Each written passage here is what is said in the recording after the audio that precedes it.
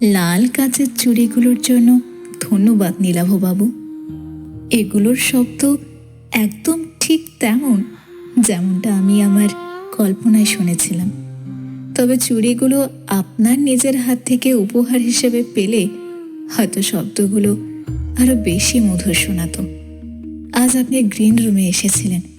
আমি আপনার পারফিউমের ঘ্রাণ আর আপনার নিঃশ্বাস দুটোই টের পেয়েছিলাম, কিন্তু আপনি একটি শব্দও না বলে চলে গেলেন।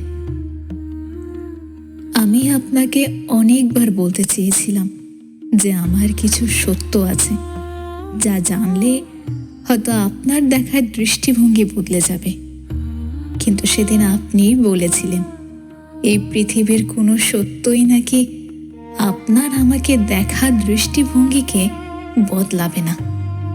আপনার সেই কথাগুলো শুনে আমার মনে হয়েছিল আপনি হয়তো এই সমাজের বাকি 5টা মানুষের মতো নন, যারা কেবল বাহ্যিক নিখুঁত সৌন্দর্য খুঁজে বেড়ায়।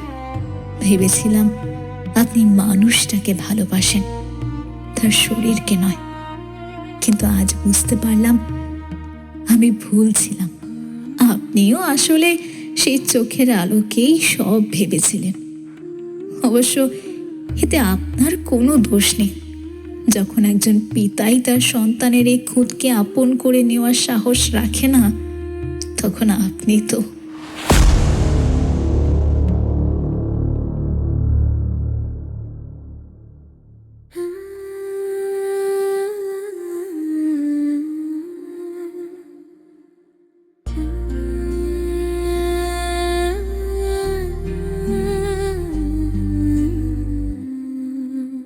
যে পৃথিবীকে আমরা চোখ দিয়ে দেখি তা কি সবটুকুই সত্যি, নাকি চোখের আড়ালে লুকিয়ে থাকে এমন একটা অনুভূতি যা চেনা চেনা জগৎকেও সম্পূর্ণ অচেনা করে দেয়?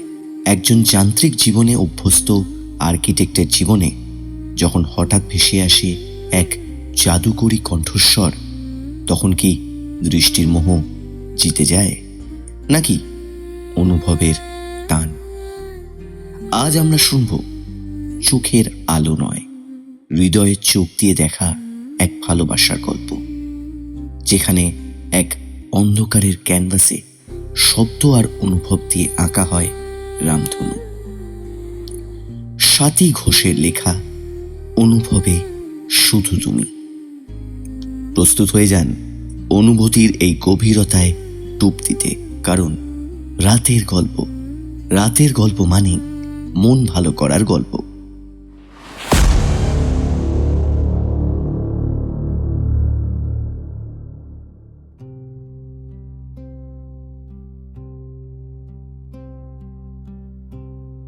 নীলাভ সরকার একজন সফল কিন্তু যান্ত্রিক জীবনে অভ্যস্ত আর্কিটেক্ট।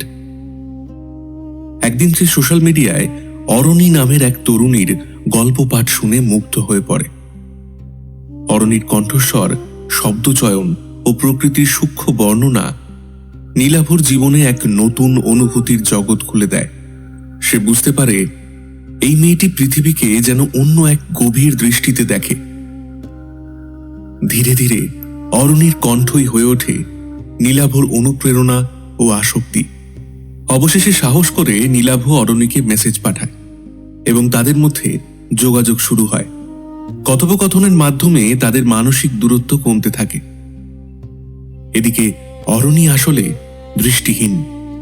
সে জন্ম থেকেই অন্ধ, কিন্তু অসাধারণ অনুভব শক্তি ও কল্পনা শক্তির অধিকারী। এই সত্যটি নীলাভ জানে না। একদিন লাইভ অনুষ্ঠানে অরণিকে প্রথমবার সামনে থেকে দেখে নীলাভ মুগ্ধ হয়, কিন্তু গ্রিন রুমে গিয়ে সে আবিষ্কার করে যে অরণি অন্ধ। এই সত্য মেনে নিতে না পেরে নীলাভ কিছু না বলেই সেখান থেকে চলে আসে। যদিও সে অরণির জন্য লাল কাঁচের চুড়ি রেখে যায়।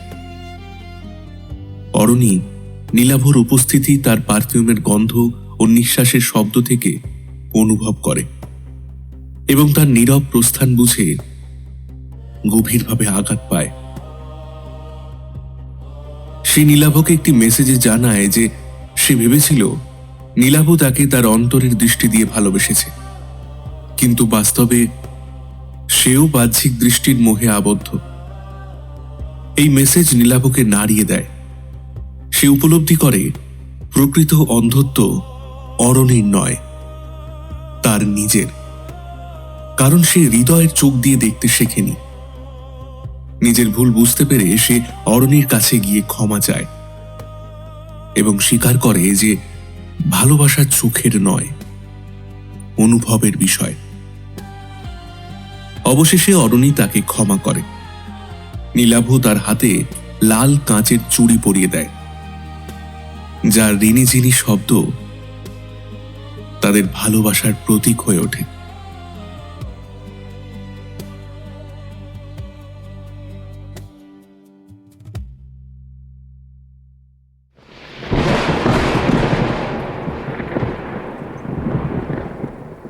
বাইরে শ্রাবণের আকাশ ভেঙে বৃষ্টি নেমেছে। শহরটার ব্যস্ততা থমকে গেছে জ্যামে আর কর্দমাক্ত রাস্তায়। কিন্তু আর্কিটেক্ট নীলাভ সরকারের 3 তলার স্টুডিও অ্যাপার্টমেন্টে রাজত্ব করছে এক অপার্থিব নিস্তব্ধতা।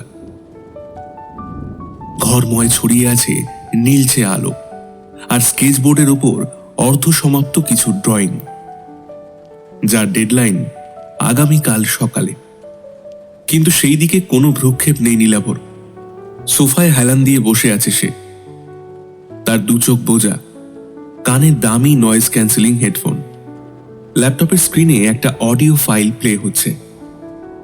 গত 3 মাস ধরে এই কণ্ঠস্বরটাই নীলাভর একমাত্র আসক্তি।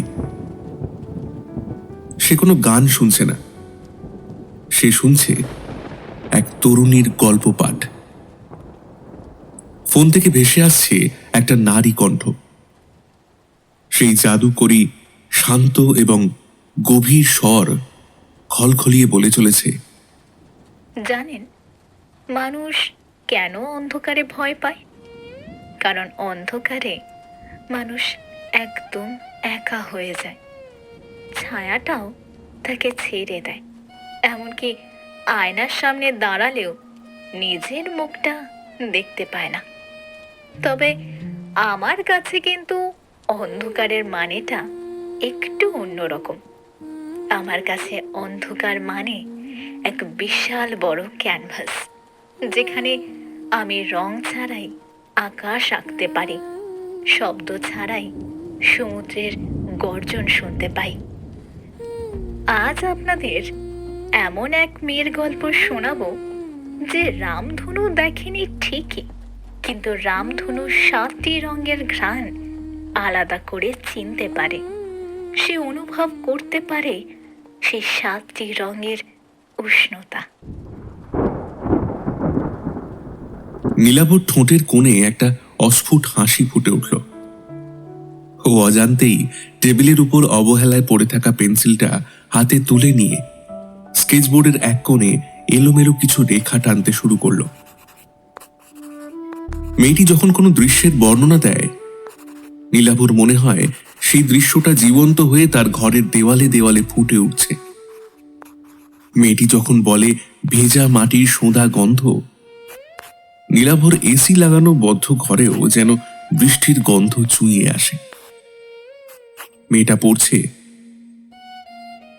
সেদিন সকালের উষ্ণ রোদটা ছিল ঠিক পাকা হলুদ বর্ণের। জানলার গ্রিল ছুঁয়ে সেই রোদ যখন আমার হাতে এসে পড়ল, মনে হলো আগুনের একটা পাতলা চাদর আমায় জড়িয়ে ধরেছে। রোদকে শুধু দেখা যায় না, রোদকে ছোঁয়া যায়, রোদকে অনুভব করা যায়, তার উষ্ণতায় নিজেকে মুড়িয়ে নেওয়া যায়। নীলাভ হাঁ করে যেন শব্দগুলো গিলে খাচ্ছে।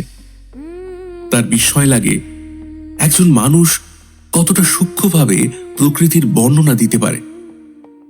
মেয়েটির প্রত্যেকটা শব্দচয়ন এত নিখুঁত যে নীলাভর মনে হয় এই মেয়েটি নিশ্চয়ই জগৎকে অন্য সাধারণ মানুষের চেয়ে অনেক বেশি খুঁটিয়ে দেখে।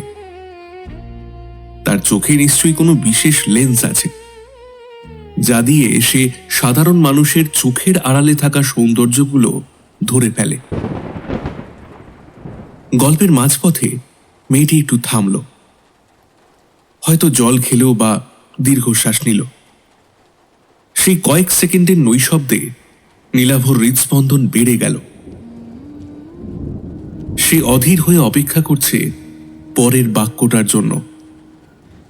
ও নিজেকে নিজেই প্রশ্ন করল, কে এই মেয়ে যার কণ্ঠ শুনলে মনে হয় সে কয়েক শতাব্দী ধরে আমার চেনা?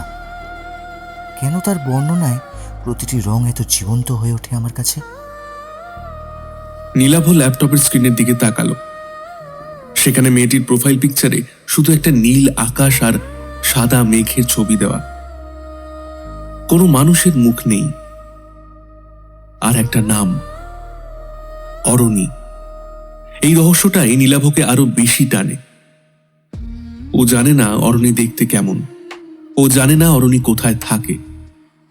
ও শুধু জানে অরণির ওই কণ্ঠস্বর তার এই যান্ত্রিক জীবনে এক টুকরো শান্তি, ঠিক যেমন তপ্ত দুপুরে এক পশলা বৃষ্টি। বাইরে বজ্রপাতের তীব্র শব্দ হলো, কিন্তু নীলাভর কানে তা পৌঁছালো না। সে এখন অরণির সেই কাল্পনিক রোদেলা বিকেলে হারিয়ে গেছে। ও ভাবছে, কখনো কি অরণিকে সামনাসামনি বলতে পারবো? আপনার বর্ণনায় আমি আমার নতুন প্রজেক্টের নকশা খুঁজে পেয়েছি। আপনি যে রঙগুলোর কথা বললেন, আমি সেগুলো দিয়ে একটা আস্ত দালান বানাতে চাই। বলতে পারবো কি? হেডফোনে তখন গল্প শেষ হয়েছে। অরণি তার স্নিগ্ধ কণ্ঠে শেষ লাইনটা বলল, ভালো থাকবেন আর মনে রাখবেন পৃথিবীটা শুধু চোখের নয়, অনুভবেরও। আমি অরণি, আবারও দেখা হবে পরের কোনো গল্পে।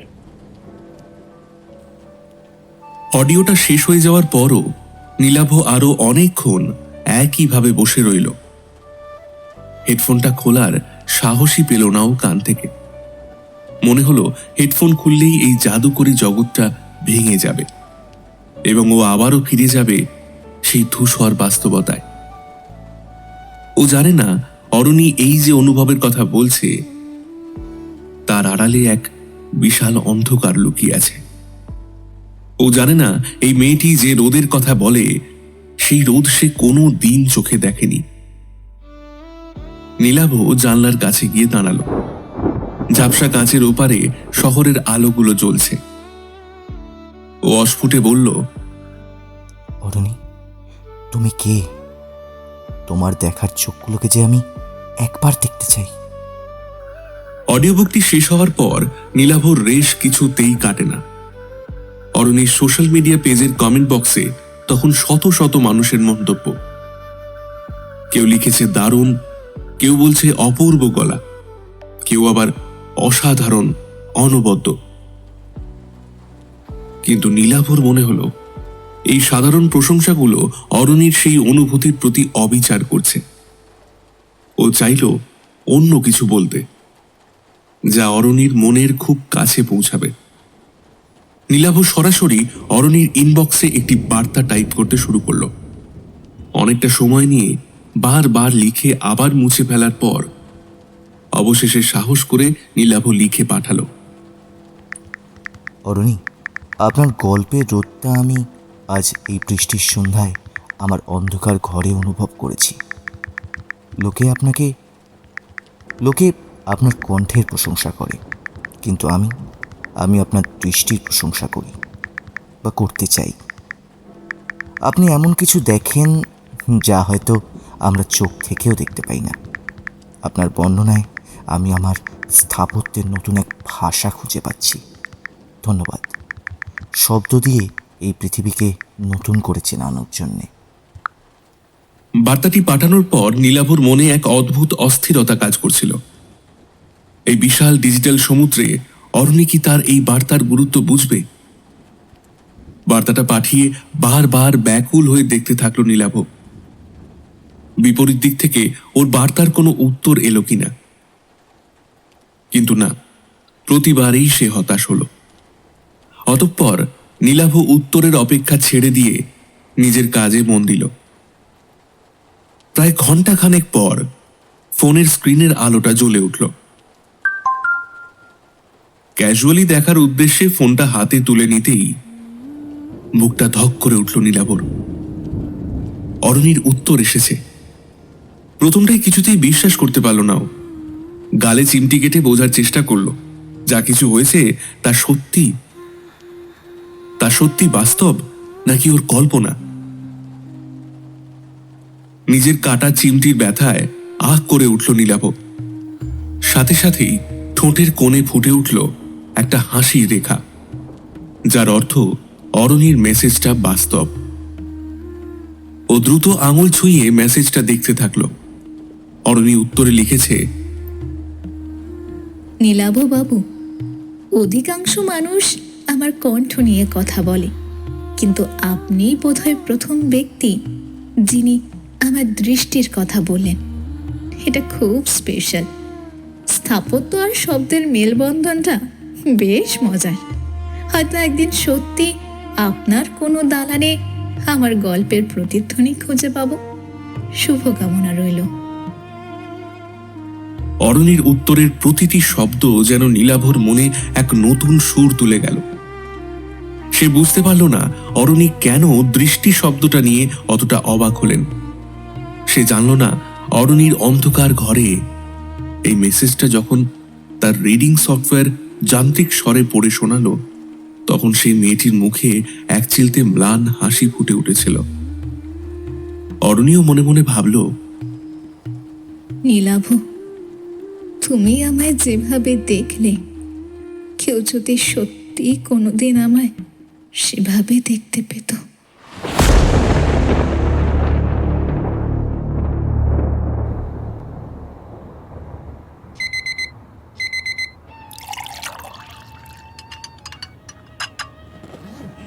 সকালটা আজ যেন একটু অন্য রকম নীলাভর কাছে। কেমন যেন সবকিছুতেই আজ একটা ভালো লাগা মিশে রয়েছে।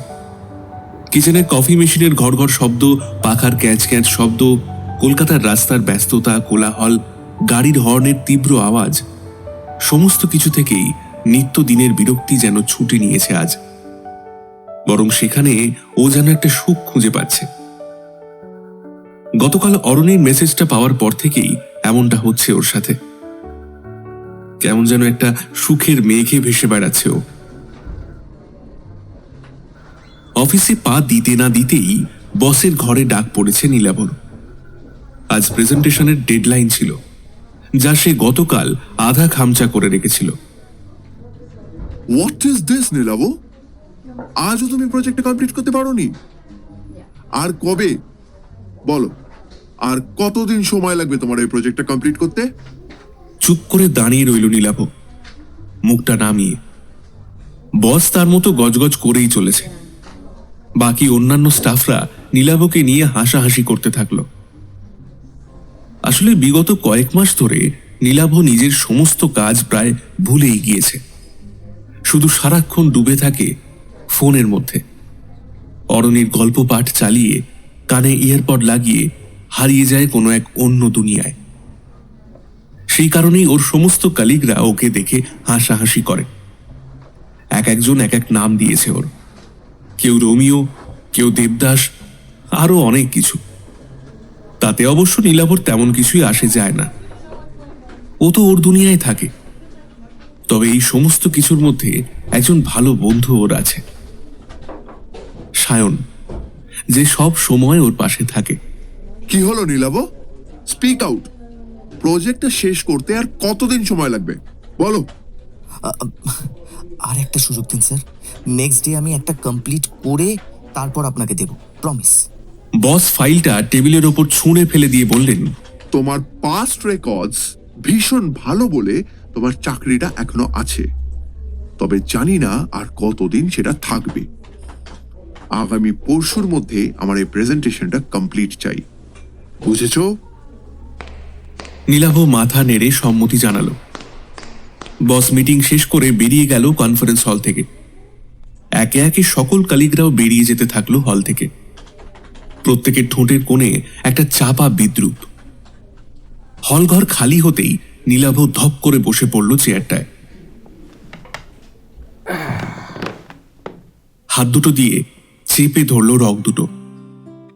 যে ছেলের একটা প্রেজেন্টেশন তৈরি করতে 2 থেকে 3 দিন লাগতো, সেই ছেলেরই আজকাল একটা প্রেজেন্টেশন তৈরি করতে 1 থেকে 2 সপ্তাহ সময় লেগে যাচ্ছে। কি যে হয়েছে ওর, ও নিজেও জানে না। যেদিন থেকে অরণির কণ্ঠস্বরও শুনেছে, সেই দিন থেকে ওর মন মস্তিষ্ক শুধুই অরণির খেয়ালে ডুবে থাকে। ভাবনাগুলোকে মুক্ত আকাশে উড়িয়ে দিতে শেখো। শুধু শুধু ওদের মনের মধ্যে রেখে মনের বোঝা বাড়িয়ে লাভ কি? হঠাৎ অরণির বলা কথাটা মাথায় এলো নীলাভর, আর সাথে সাথেই ওর মনের মধ্যে জমা সমস্ত চিন্তাগুলো যেন এক মুহূর্তে উধাও হয়ে গেল। হাসি ফুটে উঠল নীলাভর মুখে। হাসি হাসি মুখটা নিয়ে চোখ তুলে সামনে তাকাতেই ঠোঁটের কোণে ফুটে ওঠা হাসিটা মিলিয়ে গেল ওর। একজোড়া বড় বড় চোখ তাকিয়ে আছে ওর দিকে। কি দেখছিস অমন করে? দেখছি মানুষ কতটা পাগল হতে পারে। মানে? একটা অচেনা অজানা মেয়ের জন্য দিনের পর দিন তুই তোর কেরিয়ার জলাঞ্জলি দিতে বসেছিস, সেটাই বলছিলাম আর কি। তোর কাছেও অচেনা অজানা হতে পারে, কিন্তু আমার কাছেও আমার অরণি, বুঝেছিস? আচ্ছা বাবা, আচ্ছা বুঝেছি, তোকে আর এত রাগ দেখাতে হবে না। এখন ভাব 2 দিনের মধ্যে প্রেজেন্টেশনটা কিভাবে কমপ্লিট করবি। ওদিকে ক্লায়েন্ট ডিজাইনের জন্য বড্ড তাড়া দিচ্ছে। আরে করব। আমার অরণির গলা শুনলেই আমার নিজের থেকে ওই আইডিয়াগুলো মাথায় চলে আসবে। যেভাবে অর্ধেকটা করেছি সেভাবেই বাকিটাও করে নেব, চিন্তা করিস না। এত যে ভালোবাসা নিজের মনের মধ্যে জমিয়ে রেখেছিস ওর জন্য, সেটা ওকে কবে জানাবি? কতবার বলেছি ওর গল্প শুনে সেখানে কমেন্ট কর, মেসেজ কর, যাতে তোর অস্তিত্ব সম্পর্কে অবগত হয়। কিন্তু তুই বিগত 3 মাস ধরে সাহস করে একটা মেসেজ পর্যন্ত করিসনি। এরপর কোনোদিন দেখবি তোর অরণি অন্য কারোর হয়ে গিয়েছে। গতকাল মেসেজ করেছিলাম। নীলাভর মুখে কথাটা শুনে যেন আকাশ থেকে পড়ল সায়ন। কয়েক মুহূর্ত নীরব থেকে ব্যাপারটা বুঝে নিয়ে এক লাফে নিজের চেয়ার ছেড়ে উঠে বন্ধুর পাশে এসে বলল, কি বললি? তুই গতকাল মেসেজ করেছিস? নীলাভ ওপর নিচে মাথা নেড়ে হ্যাঁ বোঝালো। সায়ন ওর পাশের চেয়ারটায় বসে পড়ে অবিশ্বাস্য কণ্ঠে বলে উঠল, আই কান্ট বিলিভ দিস। তুই আর মেসেজ? ইম্পসিবল। বিশ্বাস না হলে দেখে নে, সাথে মেসেজের রিপ্লাইটাও দেখে নিস। বলে নীলাভ পকেট থেকে ফোনটা বের করে মেসেজ ওপেন করে সায়নের চোখ বরাবর তুলে ধরল। সায়ন ওর হাত থেকে ফোনটা নিয়ে বড় বড় চোখ করে বিড়বিড় করে অরণিকে লেখা মেসেজটা পড়তে থাকলো। অরণির পাঠানো উত্তর পর্যন্ত সবটা এক মন দিয়ে পড়ল সায়ন। তারপর চোখ তুলে নীলাভর দিকে তাকিয়ে ওকে জড়িয়ে ধরে বলল, কনগ্রাচুলেশনস ভাই, ফাইনালি তুই পেরেছিস। সবটাই তোর জন্য। তুই রোজ রোজ যদি আমাকে বকে বকে সাহস না দিতিস, তাহলে হয়তো কখনোই ওই কথাগুলো ওকে লেখা হতো না। গাড়ি যখন চলতে শুরু করে দিয়েছে তখন আর থামা যাবে না ভাই। এইভাবে কথা বলতে বলতে একদিন অরণির সাথে দেখা করে তোর মনের সমস্ত কথা জানিয়ে দে। জানবো তো, জানতে তো হবেই। আমিও যে ওর মতন করে ওর চোখ দিয়ে ওর পুরো পৃথিবীটাকে দেখতে চাই। ওর এই গভীর দৃষ্টি দিয়ে জানতে চাই এই প্রকৃতিকে, প্রতিটা সৌন্দর্যকে জানতে চাই, এই প্রকৃতির প্রতিটা সৌন্দর্যকে। ওর দেখা প্রতিটা রং দিয়ে আঁকতে চাই আমি আমার প্রতিটা দেওয়ালকে। অবশ্যই পারবি, কিন্তু তার আগে বসের স্পেশাল ক্লায়েন্টের বাড়ির ডিজাইনটা তো বানিয়ে দে। তা না হলে যে চাকরিটা হাতছাড়া হয়ে যাবে। অবশ্য প্রেমে পড়ে তুই যা ভাবুক হয়ে গেছিস, তাতে করে চাকরি চলে গেলেও কবিতা লিখে বা সাহিত্য লিখে ভালোই নাম করতে পারবি, বুঝতে পেরেছি। দেখা যাক কি হয়। চল এখন এখান থেকে যা তো। অলরেডি বাইরে আমাকে নিয়ে অনেক আলোচনা হয়ে গিয়েছে। এখন না গেলে এবার সবাই ভিতরে চলে আসবে। হ্যাঁ ভাই, এটা ঠিক বলেছিস, চল যাওয়া যাক। বলেই দুজনে বেরিয়ে গেল কনফারেন্স হল থেকে। অরণি, আপনার গল্পের রোদটা আমি আজ এই বৃষ্টির সন্ধ্যায় আমার অন্ধকার ঘরে অনুভব করেছি। অন্ধকার ঘরটার মধ্যে রিডিং সফটওয়্যারে যান্ত্রিক স্বরে বারবার প্রতিধ্বনিত হয়ে চলেছে নীলাভর মেসেজটা। যা হয়তো আমরা চোখ থেকেও দেখতে পাই না। আপনার বর্ণনায় আমি আমার স্থাপত্যের নতুন এক ভাষা খুঁজে পাচ্ছি। ধন্যবাদ শব্দ দিয়ে এই পৃথিবীকে নতুন করে চেনানোর। অরণি বালিশের ওপর থুতনি ছুঁয়ে চুপ করে শুয়ে অনুভব করে চলেছে মেসেজে লেখা কথাগুলোকে। সত্যি কি পৃথিবীতে এমন মানুষ আছে যে মানুষের বাহ্যিক সৌন্দর্য নয়, তার অন্তরের সৌন্দর্যকে ভালোবাসে? নিজেই নিজের মনকে প্রশ্ন করল অরণি। এমন সময় কানে এলো ওর মায়ের কণ্ঠস্বর। আরু আরু আরু। অরণির সাথে সাথেই রিডিং সফটওয়্যারের যান্ত্রিক শব্দটা বন্ধ করে দিয়ে বলে উঠল, হ্যাঁ মা, আমি ঘরে আছি, এসো। মনীষা দেবী ঘরের বন্ধ দরজাটা খুলেই ভিতরের জমাট বাঁধা কালো নিকষ অন্ধকার দেখে বললেন, তুই আবার ঘরের জানলাগুলো বন্ধ করে রেখেছিস, এমন কেন করিস বলতো? কথাগুলো বলতে বলতেই উনি নির্দিষ্ট দিকে এগিয়ে গিয়ে ঘরের বড় জানলাটা খুলে দিলেন। সাথে সাথেই বাইরের সূর্যের আলো ভিতরে প্রবেশ করে ঘরের সমস্ত অন্ধকার মুছে দিয়ে ছড়িয়ে পড়ল ঘরের প্রতিটা কোণায়। বাইরের আলো বাতাস ঘরের মধ্যে প্রবেশ করাটা যে কতটা জরুরি সেটা কেন বুঝিস না তুই? সারা দিন ঘরের মধ্যে অন্ধকার করে বসে থাকিস। মনীষা দেবী মেয়ের কাছে এসে বললেন। অরণি হাত বাড়িয়ে মায়ের কোলটা খুঁজে নিয়ে মাথা রাখল সেখানে। তারপর স্মিত হেসে বলে উঠল, আমার কাছে খোলা জানালা যা, আর বন্ধ জানালাও তো তাই, দুটোই তো অন্ধকার। তাহলে জানালা খোলা রাখলাম কি বন্ধ, তাতে কি যায় আসে মা? আবার সে একই কথা বলছিস? এটাই তো আমার জীবনের চরম সত্যি মা। ভগবান তোকে অনেক গুণ দিয়েছেন, তাহলে শুধুমাত্র তোর দৃষ্টিশক্তি নেই বলে কেন এত আক্ষেপ করিস আরু? অরণি হাত আগলে আগলে মায়ের চোখ পর্যন্ত পৌঁছে মায়ের চোখ থেকে গড়িয়ে পড়া অশ্রু মুছে দিতে দিতে বলল, এই পৃথিবী যে মানুষের খুঁতটাকে নিয়েই সমালোচনা করে, তার গুণগুলোকে কখনো দেখেই না। আর এই কথাটা সব থেকে ভালো তুমি ছাড়া আর কে জানে বলো? সব ক্ষেত্রে যেমন খারাপ থাকে তেমন ভালোও তো থাকে, তেমনি এই পৃথিবীতে যেমন খারাপ মানুষ আছে ভালো মানুষও আছে, বুঝলি? যে তোকে তোর অন্তরের দৃষ্টি দিয়ে দেখবে, তোকে তোর গুণের কারণে ভালোবাসবে। অরণির মনের মধ্যে ফুটে উঠল একটা অবয়ব। না, সে কখনো কোনো পুরুষকে চোখে দেখেনি, শুধু শুনেছে প্রকৃত পুরুষ মানুষের রূপ কেমন হয়। তেমনি একটা রূপ কল্পনা করেছে ও নীলাভ সম্পর্কে, যে ওর অন্তরের দৃষ্টি ওর গুণের প্রশংসা করেছে। তাহলে কি সত্যি নীলাভ অন্যদের থেকে আলাদা? মনের মধ্যে প্রশ্নগুলো ঘুরপাক খেতে থাকলো অরণির। কিরে, কি ভাবছিস আরু? ভাবছিলাম এতদিন যে সবাই আমাকে সামনে থেকে গল্প পাঠ করতে দেখতে চাইতো, সেটা শুরু করব। খুব ভালো হবে আরু, আমি চাই এই পৃথিবী তোকে তোর গুণ দিয়ে চিনুক। তুই শুরু কর মা, দেখবি দেখবি সবাই তোকে কাছে টেনে নেবে, বিশেষ করে তোর শ্রোতারা, যারা তোর গলার জাদুতে মুগ্ধ, তারা তোকে সামনে থেকে দেখে তোকে আরো ভালোবাসবে, দেখিস। কিন্তু মা, যদি তারা আমি অন্ধ জেনে আমাকে দূরে সরিয়ে দেয়, তখন? কখনো হতে পারে না। যারা তোর কণ্ঠস্বরকে ভালোবাসে তারা তোকে না দেখেই ভালোবাসে। তাহলে তোর দৃষ্টিশক্তি আছে কি নেই তা দিয়ে তাদের কি লাভ? অরণি বলতে পারল না মাকে আসল কথাটা। নীলাভর মেসেজ ওর হৃদয়ের সঙ্গোপনে ভালোবাসার ফুল ফুটিয়েছে। ওর সত্যিটা জানার পর সেই ভালোবাসার ফুল শুকিয়ে যাবে না তো?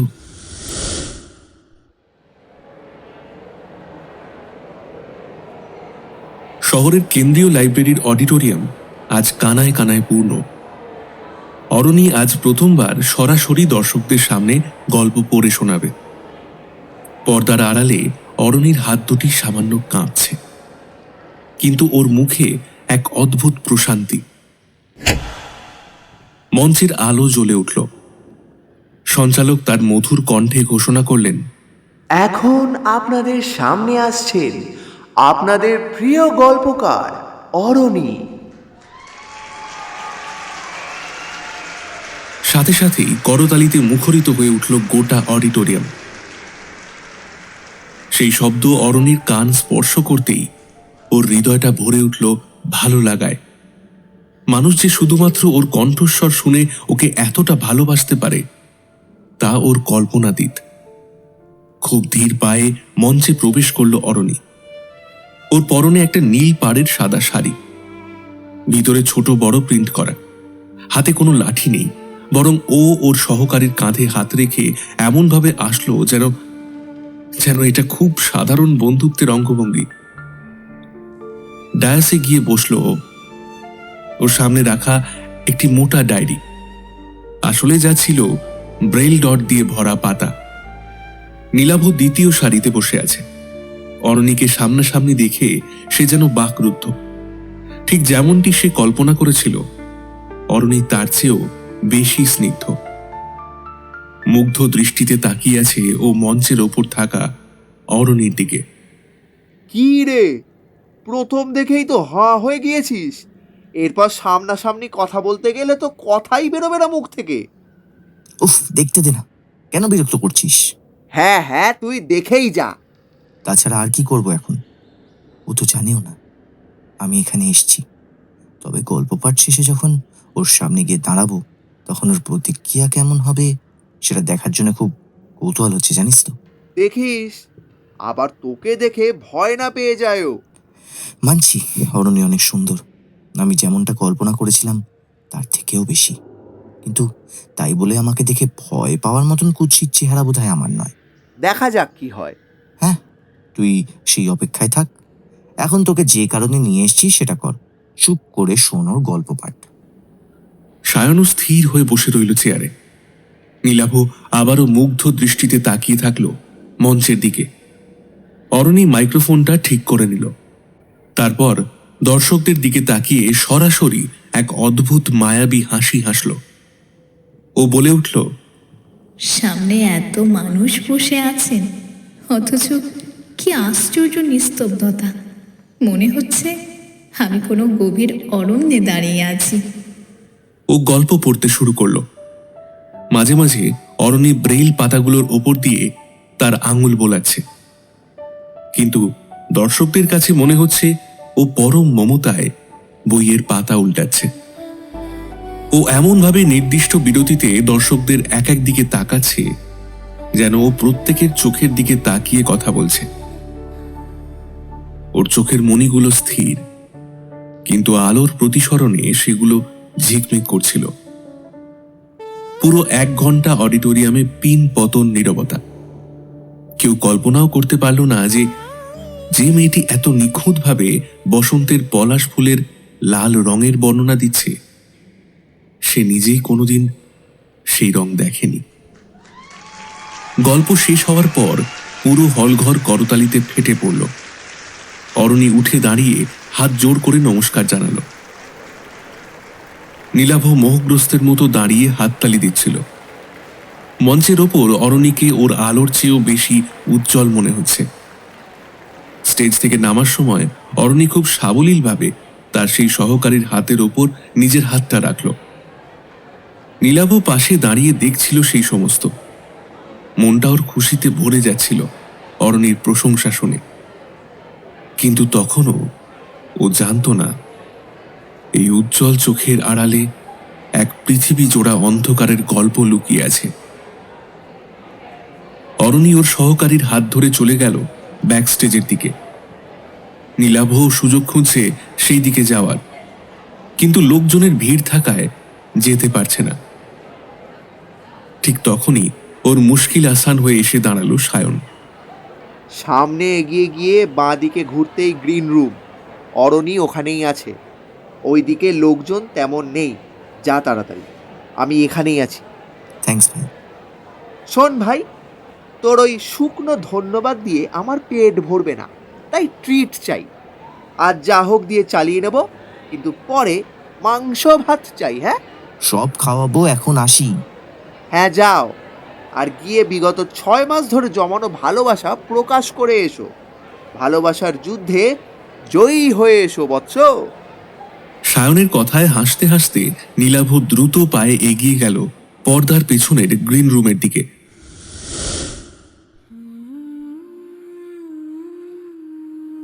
ওর বুকটা আজ একটু বেশি ধড়ফড় করছে।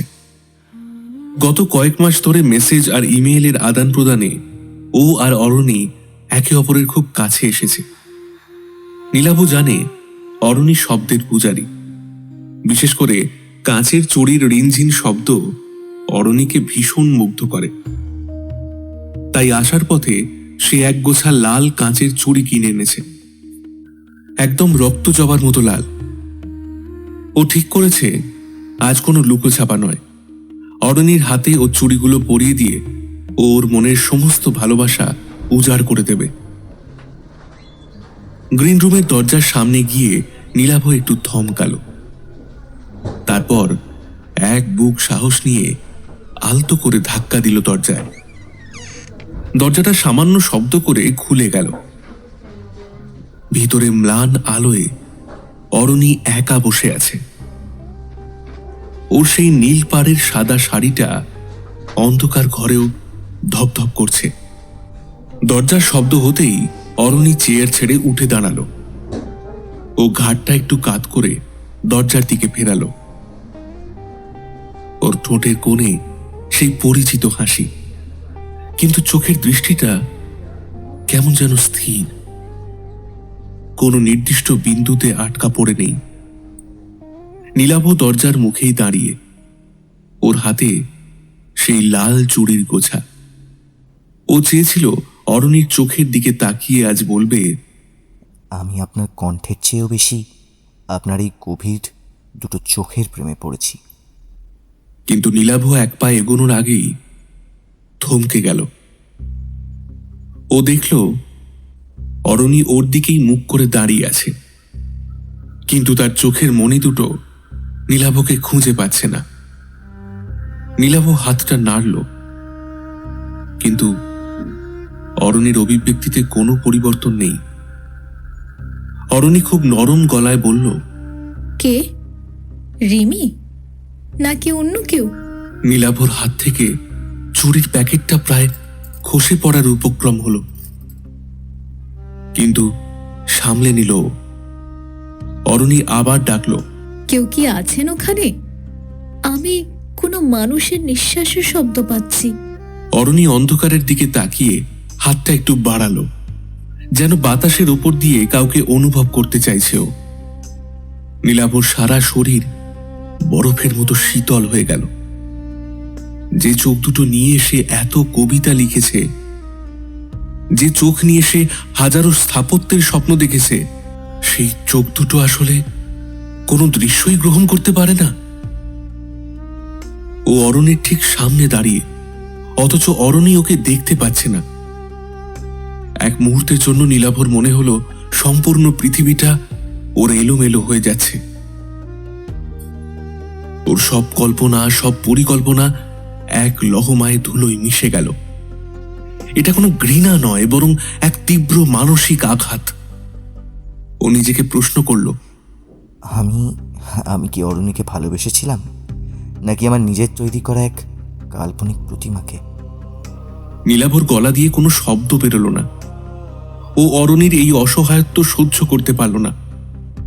নীলাভর মনে হলো ও যদি এখন কথা বলে তবে তবে অরণি তার ভেতরের এই ভাঙচুরটা টের পেয়ে যাবে। ও চায় না অরণি আজ এই সাফল্যের দিনে কোনোভাবে ছোট বোধ করুক, কোন রকম কষ্ট পাক। নীলাভ নিঃশব্দে পা বাড়ালো। দরজার পাশে একটা কাঠের চেয়ার রাখা ছিল। অত্যন্ত সাবধানে সে চুড়ির গোছাটা সেই চেয়ারের ওপর রাখল। চুড়িগুলো সামান্য শব্দ করলো টুংটাং করে। কে? চুরির শব্দ হলো কেন? রিমি, তুমি কি কিছু রেখে গেলে? নীলাভ আর দাঁড়ালো না। সে দ্রুত পায়ে করিডোর দিয়ে বেরিয়ে এলো। তার চোখের কোণে নোনা জল। পেছনে পড়ে রইল অরণি। যে তখনও অন্ধকারের দিকে হাত বাড়িয়ে কাউকে খুঁজে ফিরছে। আর পড়ে রইল একগোছা লাল কাঁচের চুড়ি, যাদের শব্দ শোনার মতো কেউ থাকলেও দেখার মতো কেউ সেখানে ছিল না।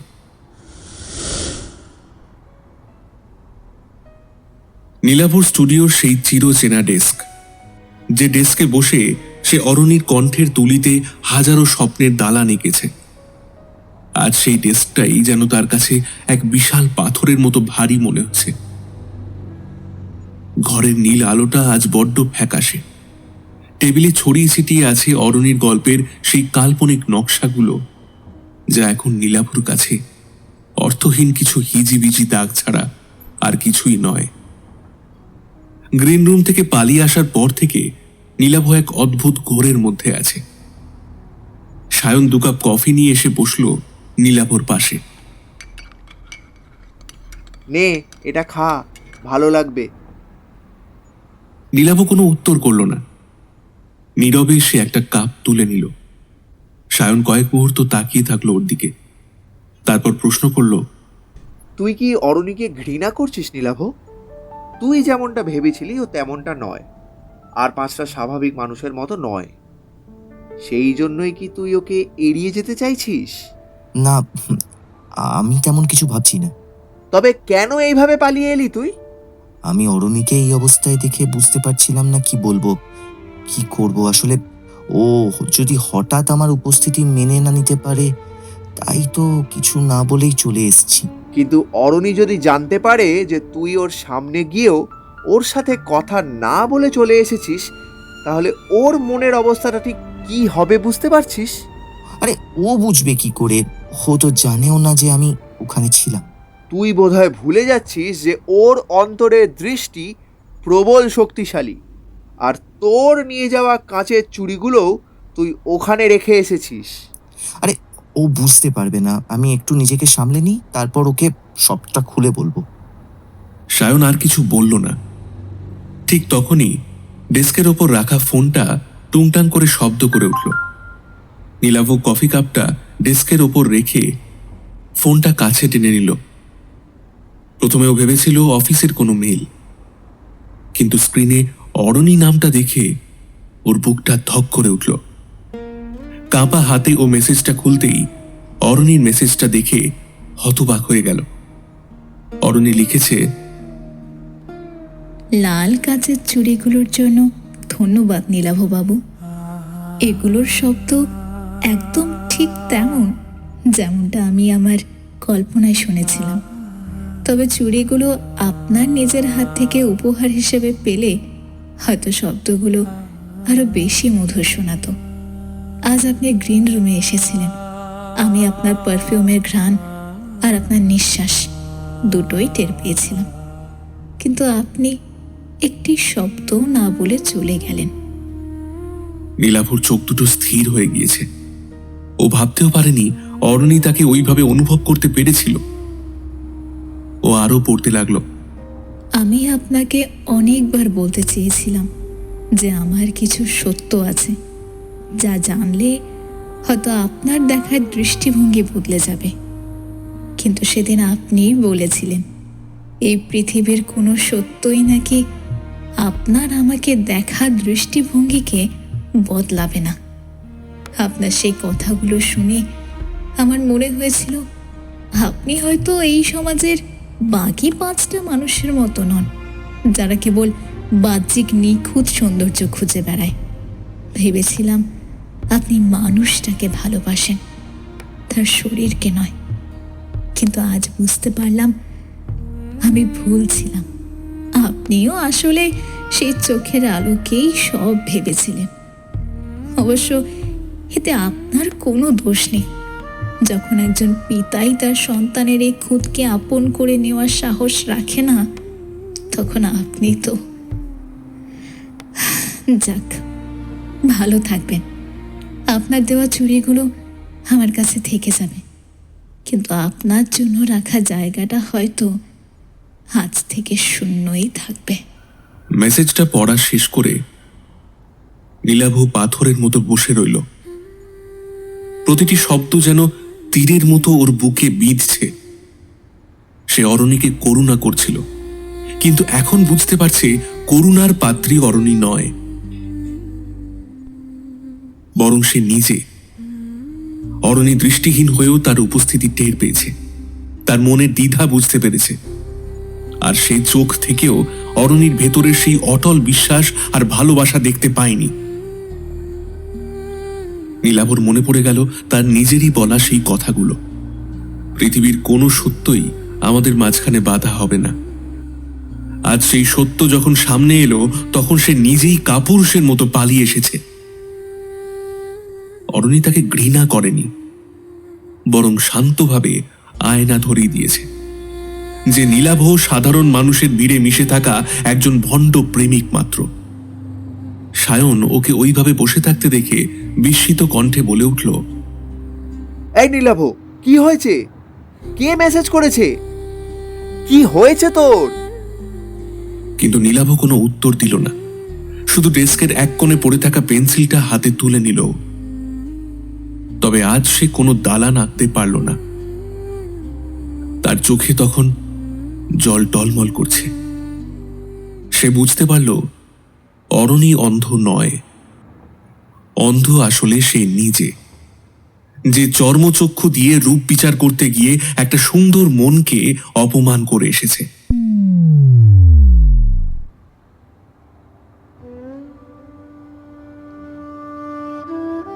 রেকর্ডিং স্টুডিওর বাইরে করিডোরটা দীর্ঘ আর নিস্তব্ধ। স্টুডিওর লাল আলোটা নিভে যাওয়ার কিছুক্ষণ পর দরজা খুলে বেরিয়ে এলেন অরণি। আজও তার পরনে সেই স্নিগ্ধতা, কিন্তু মুখে এক ধরনের বিষণ্ণ গাম্ভীর্য। আজ ওর হাতে সেই সাদা ছড়িটা রয়েছে, যা দিয়ে ও মেঝের টাইলসগুলো আলতো করে ছুঁয়ে পথ চলছে। ও বুঝে গিয়েছে এই পৃথিবীতে ওর পথটা ওকে একাই চলতে হবে। নীলাভ দাঁড়িয়েছিল ঠিক কয়েক হাত দূরে। ওর পা দুটো যেন মাটির সাথে আটকে গিয়েছে। ওর মনে হাজারো কথা জমে আছে, কিন্তু সমস্ত শব্দগুলো ওর গলার কাছে এসে থমকে যাচ্ছে। ও নিজেকে আজ এত ছোট মনে করছে যে অরণির সামনে গিয়ে দাঁড়ানোর সাহস পাচ্ছে না। অরণি কয়েক পা এগিয়ে গিয়ে হঠাৎ থমকে দাঁড়ালো, তারপর মাথাটা সামান্য উঁচিয়ে গভীর একটা শ্বাস নিল। করিডোরের এসির হাওয়ায় এক পরিচিত পারফিউমের গন্ধ ভেসে আসছে, চন্দন আর ল্যাভেন্ডারের মিশ্রণ। এই গন্ধটা অরণির স্মৃতিতে উজ্জ্বল। অরণি ম্লান হেসে অনুচ্চ স্বরে বলল, আবার কেন এসেছেন নীলাভ বাবু? দেখতে এসেছেন আমি কতটা অসহায়, কতটা অবলম্বনহীন, নাকি আপনার সেদিন নীরবে চলে যাওয়ায় আমি কতটা ভেঙে পড়েছি?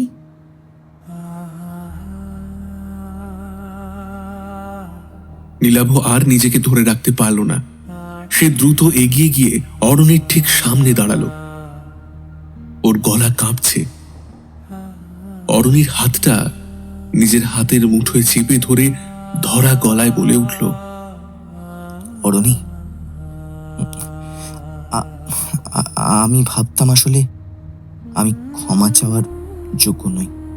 তবুও বলছি, প্লিজ আমাকে একটিবার ক্ষমা করে দেবেন। সেদিন আমি যখন আপনাকে গ্রিনরুমে ওভাবে একা দেখলাম, আমার সব অহংকার চূর্ণ হয়ে গিয়েছিল। আমি নিজেকে খুব বড় ভাবতাম আমি বোধহয় আপনাকে অনেক বড় কিছু দিচ্ছি। কিন্তু আপনার ওই শূন্য দৃষ্টির সামনে দাঁড়িয়ে আমি বুঝতে পেরেছি অন্ধ আপনি নন, অন্ধ ছিলাম আমি শুধু আপনার বেহিক রূপ দেখে আর কণ্ঠস্বরের মোহে ছিলাম। আপনার সেই অসাধারণ মনের গভীরতা দেখার মতন আলো আমার হৃদয় ছিল না। নীলাভর চোখের জল তখন অরণির হাতের উপর টপ টপ করে পড়ছে। নীলাভ অরণির হাতটা ছুঁয়ে রেখেই বলে চলল, আমি বুঝতে পেরেছি অরুণী, ভালোবাসা কোনো চোখে দেখার বিষয় নয়। ভালোবাসা হলো এক অদ্ভুত অনুভূতি যা হৃদয় থেকে হৃদয় বয়ে যায়। আপনার চোখ পৃথিবী দেখতে না পারলেও আমার হৃদয় এই জগৎকে আমার চোখ দিয়ে আমার চেয়ে অনেক বেশি চেনে। আমাকে কি একটা সুযোগ দেওয়া যায় না অরণি? আপনার অনুভবের সেই আলো দিয়ে আমার এই অন্ধকার মনটাকে কি একটু আলোকিত করা যায় না? অরণি কিছুক্ষণ স্থির হয়ে দাঁড়িয়ে রইল। তারপর ওর মুখের সেই কাঠিন্য ধীরে ধীরে গলে গেল। ও অন্য হাত বাড়িয়ে নীলাভর হাতের স্পর্শটা অনুভব করল। সাথে সাথেই ওর ঠোঁটের কোণে সেই চেনা প্রশান্তির হাসিটা ফিরে এলো। অরণির অন্তর কাঁদছে। এই কান্না দুঃখের নয়, আনন্দের। ও ধরা কণ্ঠে বলল, জানো নীলাভ, চোখের আলো মাঝে মধ্যে মানুষকে বিভ্রান্ত করে, কিন্তু হৃদয়ের আলো কখনো ভুল পথ দেখায় না। তুমি যদি সত্যি আমাকে অনুভব করতে পারো, তবে এই সাদা ছড়িটা আমাদের মাঝে কখনো বাধা হবে না। নীলাভ ওর হাত থেকে ছড়িটা সরিয়ে নিল। তারপর পকেট থেকে কয়েকটা লাল কাঁচের চুড়ি অরণির দু হাতে পরিয়ে দিল। রিনিঝিনি শব্দ করে বেজে উঠল ওরা। অরণির হৃদয় জুড়ে ছড়িয়ে পড়ল এক অদ্ভুত শিহরণ। নীলাভ অরণিকে কিছুটা কাছে টেনে নিয়ে এলো। তারপর ওর কপালে নিজের কপাল ঠেকিয়ে বলল, আমি কথা দিচ্ছি অরণি, আর কখনো তোমাকে এই সাদা ছড়ি ব্যবহার করতে হবে না। আমার অনুভবে শুধু তুমি অরণি, শুধু তুমি। স্টুডিওর বাইরে তখন বিকেল গড়িয়ে সন্ধ্যা নামছে। শহরের ব্যস্ততা বাড়ছে ধীরে ধীরে, কিন্তু সেই নিস্তব্ধ করিডোরে দুজন মানুষের হৃদয়ের মেলবন্ধন ঘটল, যেখানে কোনো বাহ্যিক রূপ নেই, কোনো নিখুঁত সৌন্দর্যের প্রতিযোগিতাও নেই। আছে শুধু এক গভীর অনুভূতি, যা শব্দ আর দৃষ্টির সীমানা পেরিয়ে মিশে গেছে একে অপরের আত্মায়।